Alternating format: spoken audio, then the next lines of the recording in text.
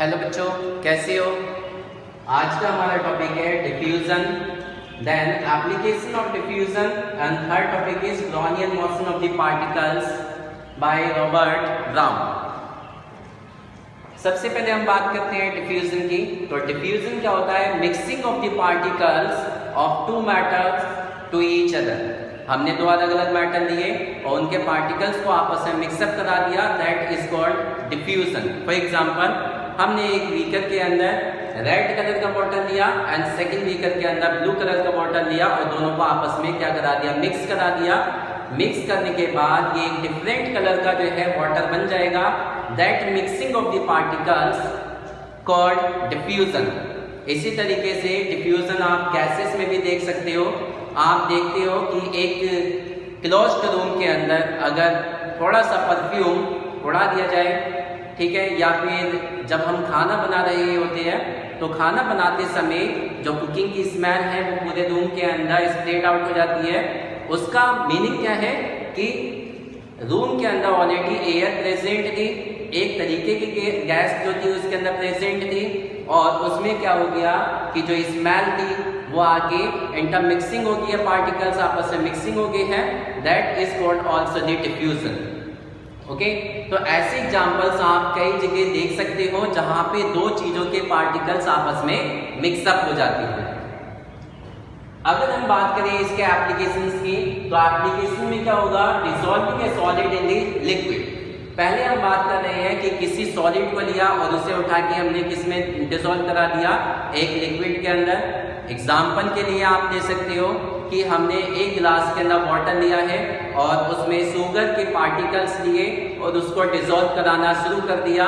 जब हम शुगर के पार्टिकल्स को डिसॉल्व कराएंगे तो वो पार्टिकल्स पूरी तरीके से मिक्सअप हो जाते हैं और मिक्सअप होने के बाद एक नया सॉल्यूशन बन जाता है and that is called the शरबत। ओके, इसी तरीके से आप अलग अलग एग्जाम्पल्स जो भी आपके सराउंडिंग में आपको दिखते हैं वो आप राइट कर सकते हो यहाँ पर। ओके, ये एग्जाम्पल मैंने आपका जो है लिख लिया है कि हमने क्या करा है, एक सॉल्यूशन के अंदर किसी सॉलिड को मिक्सअप करा दिया है।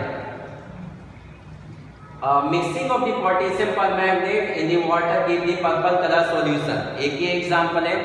आपने अक्सर जब आप अपने केमिस्ट्री लैब में जाओगे तो आप वहां देखोगे एक आपको एपरेटस कुछ इस तरीके का दिखाई देगा।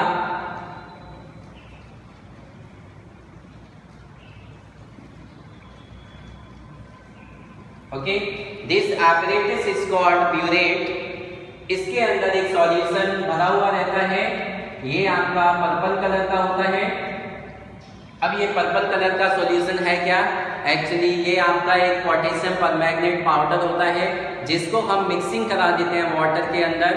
तो जो पोटेशियम परमैंगनेट के पार्टिकल्स हैं वो वाटर के पार्टिकल्स में मिक्सअप हो जाते हैं और मिक्सअप होने के बाद एक पर्पल कलर का सॉल्यूशन बना देते हैं and this mixing process called diffusion.